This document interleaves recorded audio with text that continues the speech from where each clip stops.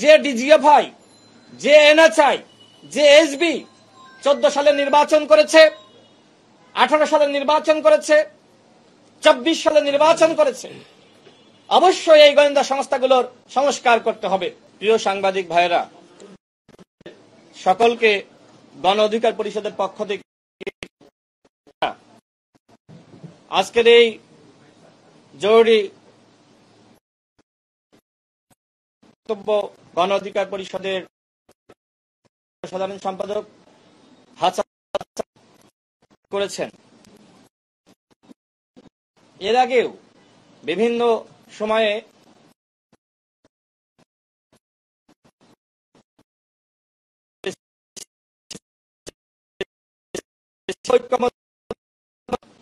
দীর্ঘ 9 মাস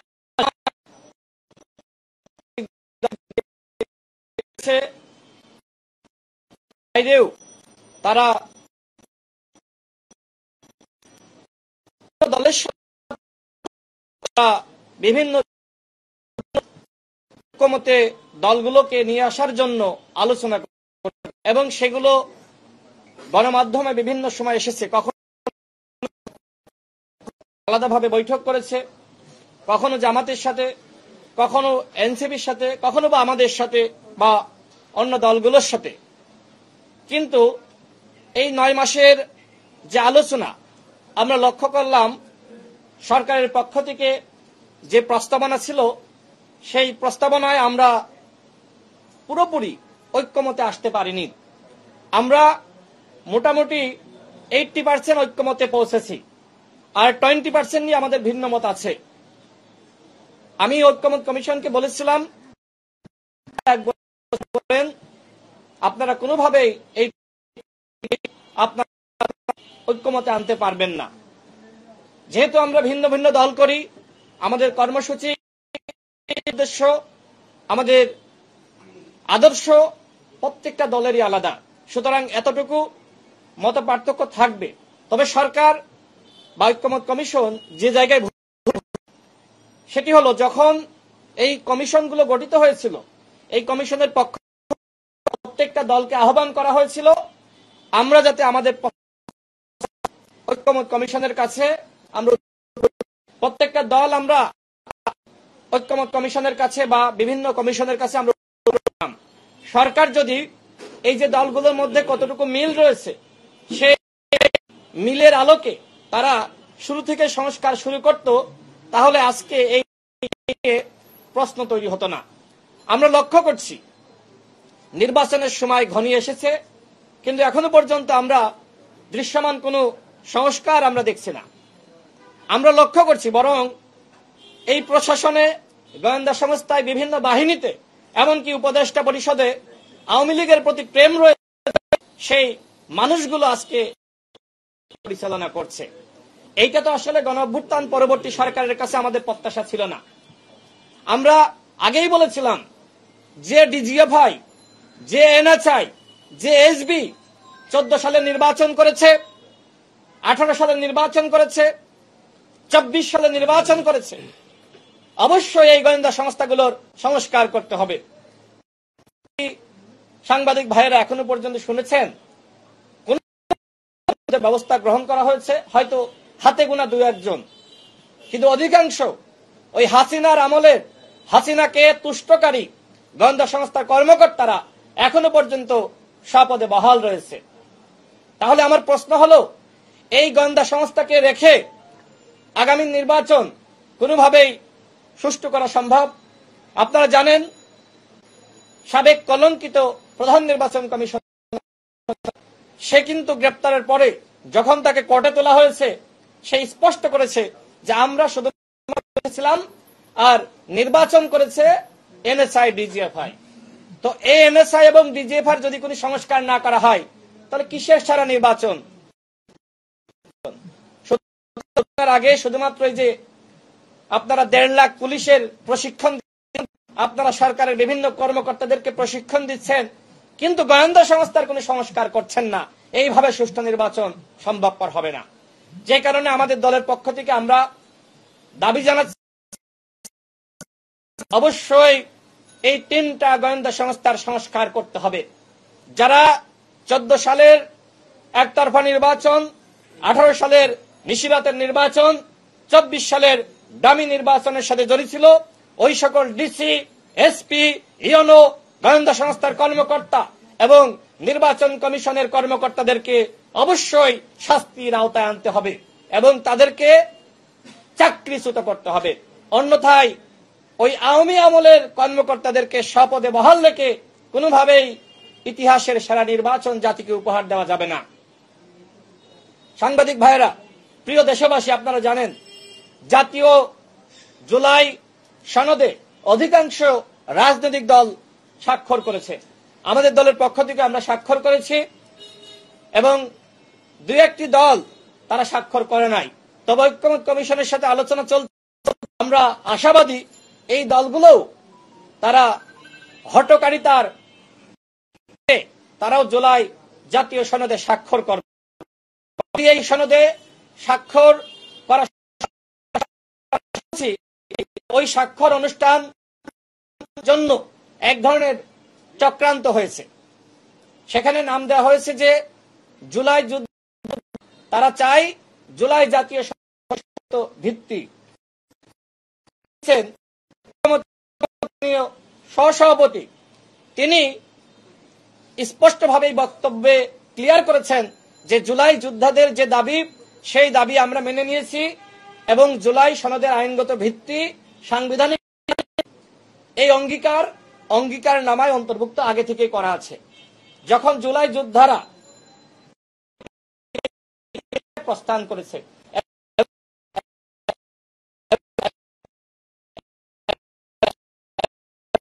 তারা পুলিশের গাড়িতে আগুন দিয়েছে, তো জুলাই যোদ্ধারা তো এইভাবে পরিবেশ ঘোলাটে করে তাদের দাবি আদায়। আমি সরকার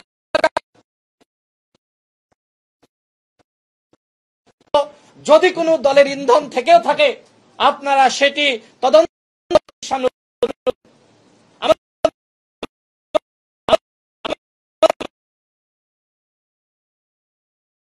আছে, কিন্তু বানচাল করার অধিকার কারণ নাই। সুতরাং কারা এই স্বাক্ষর অনুষ্ঠান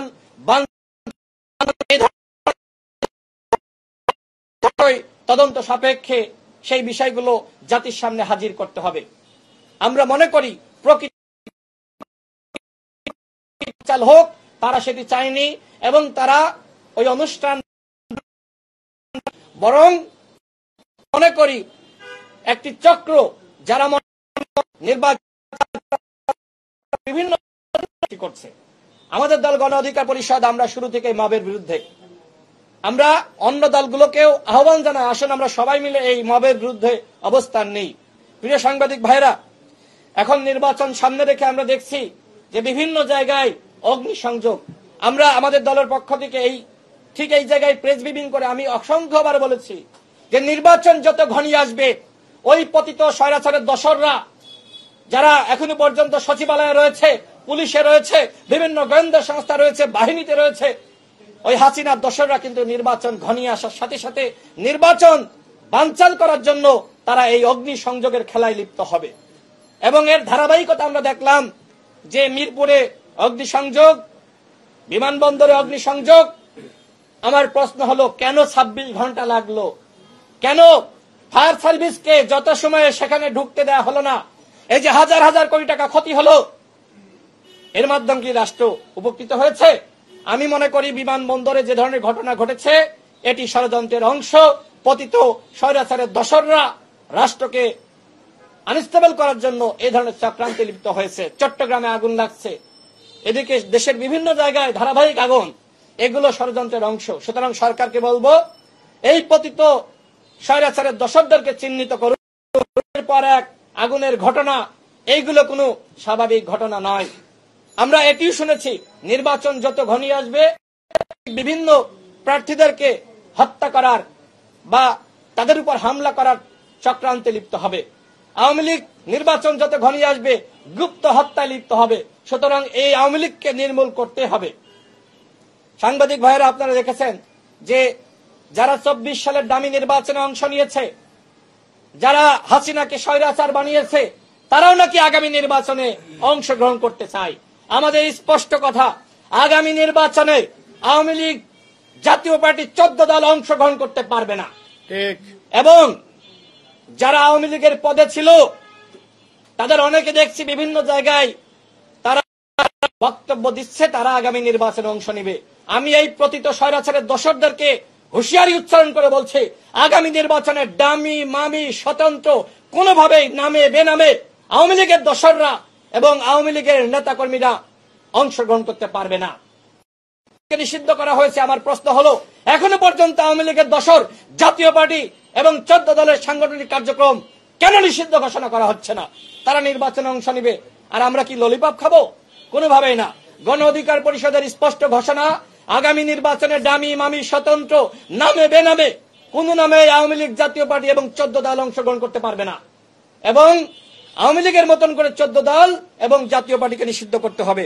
আমার সর্বশেষ বক্তব্য হলো, নির্বাচন নিয়ে যে চক্রান্ত শুরু হয়েছে, এই চক্রান্ত যদি সফল হয় তাহলে দেশ ধ্বংস হয়ে যাবে। আমাদের দলের সিনিয়র যুগ্ম সাধারণ সম্পাদক হাসান আল মামুন যেটি স্পষ্ট করেছে, যেহেতু জুলাই জাতীয় সনদে আমরা অধিকাংশ দল স্বাক্ষর করেছি, আরো কয়েকটি দল তারা স্বাক্ষর করবে। আমরা গতকাল দেখলাম গণফোরামও স্বাক্ষর করেছে। যেহেতু জুলাই জাতীয় সনদ নিয়ে যে ধরনের অনিশ্চয়তা ছিল সেই অনিশ্চয়তা কেটে গিয়েছে। এখন আমাদের দাবি হলো, অবশ্যই আপনারা যে অঙ্গীকার করেছিলেন জুলাই জাতীয় সনদের আইনগত ভিত্তি দিবেন এবং সাংবিধানিক স্বীকৃতি দিবেন, তার অংশ হিসেবে অনতিবিলম্বে জুলাই জাতীয় সনদ বাস্তবায়ন আদেশ জারি করতে হবে। এটি ডক্টর মোহাম্মদ ইউনূস স্যারের ওয়াদা ছিল। আমি ডক্টর মোহাম্মদ ইউনূস স্যারের উদ্দেশ্যে বলতে চাই, আপনার এই অঙ্গীকারগুলো যেটি আপনি জাতির সামনে করেছেন জুলাই জাতীয় সনদের আইনগত ভিত্তি দেওয়ার মাধ্যমে, সেই অঙ্গীকারের বাস্তবায়ন করেন। বিএনপি, জামাত, গণ অধিকার পরিষদ, এনসিপি, ইসলামী আন্দোলন বাংলাদেশ প্রত্যেকটা দল আমরা যারা ঐক্যমত কমিশনের আলোচনায় অংশ নিয়েছি, আমরা সবাই জুলাই জাতীয় সনদের আইনগত ভিত্তির বিষয়ে আমরা ঐক্যমতে এসেছি। সুতরাং কোথাও কোনো বাধা নাই। সুতরাং যেহেতু বিতর্ক সৃষ্টি হয়েছে, আপনারা অনতিবিলম্বে জুলাই জাতীয় সনদ বাস্তবায়ন আদেশ জারি করেন। এবং আমাদের দল মনে করে, নির্বাচন নিয়ে যদি অনিশ্চয়তা সৃষ্টি হয়, একের পর এক অগ্নিসংযোগ, বিভিন্ন জায়গায় মব জাস্টিসের নামে এক ধরনের পরিবেশ আনস্টেবল করার চক্রান্ত চলছে। সুতরাং নির্বাচন যত বিলম্বিত হবে চক্রান্ত তত বাড়বে। এই কারণে আমাদের দলের পক্ষ থেকে আমরা দাবি জানাচ্ছি, আগামী জানুয়ারি মাসে নির্বাচন অনুষ্ঠিত করতে হবে।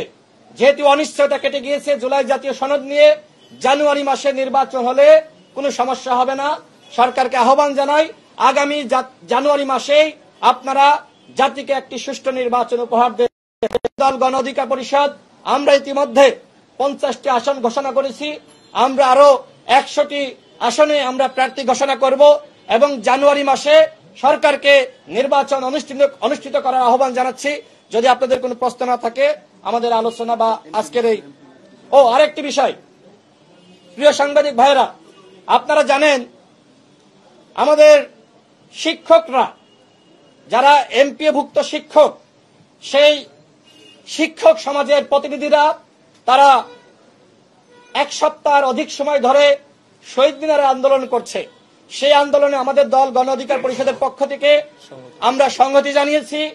আমরা সরকারকে আহ্বান জানিয়েছি, অবশ্যই এই শিক্ষকদের দাবি মেনে নিতে হবে। এই শিক্ষকরা দুর্নীতি করে না, তারা সমাজের সেরা মানুষ। সুতরাং আজকের এই সাংবাদিক সম্মেলন থেকে এমপিওভুক্ত শিক্ষকদের যে দাবি, সেই দাবি মেনে নেওয়ার জন্য সরকারের কাছে আমরা বিনীত আহ্বান করছি। শিক্ষকদের সাথে যদি আপনারা নয়ছাই করেন, শিক্ষকদের সাথে যদি আপনারা ফাত্রামি করেন, তাহলে কিন্তু কোনো উপদেষ্টার গদি থাকবে না। সুতরাং শিক্ষকদের দাবি অবশ্যই আপনাদেরকে মানতে হবে। আপনারা কিভাবে তারা শহীদ মিনারে এই খোলা আকাশের নিচে ঘুমাচ্ছে, এত কষ্ট করছে, এই যে শিক্ষা উপদেষ্টা, আপনি তো শিক্ষক ছিলেন, ঢাকা বিশ্ববিদ্যালয়ের শিক্ষক। সুতরাং এই শিক্ষকদের কষ্ট আপনি কেন অনুধাবন করতে পারছেন না? তাদের দাবি কি? তারা বলছে মূল বেতনের 20% বাড়ি ভাড়া দিতে হবে। অযৌক্তিক কোনো দাবি নয়। এবং তারা 1500 টাকা মেডিকেল সাপোর্টের দাবি জানিয়েছে। যারা কর্মচারী কর্মকর্তা রয়েছে তাদের মূল বেতনের 75% উৎসব ভাতার দাবি জানিয়েছে। এই দাবির প্রতি গণ অধিকার পরিষদের সম্পূর্ণ সংহতি রয়েছে। সরকারকে আমরা হুঁশিয়ারি উচ্চারণ করছি, যদি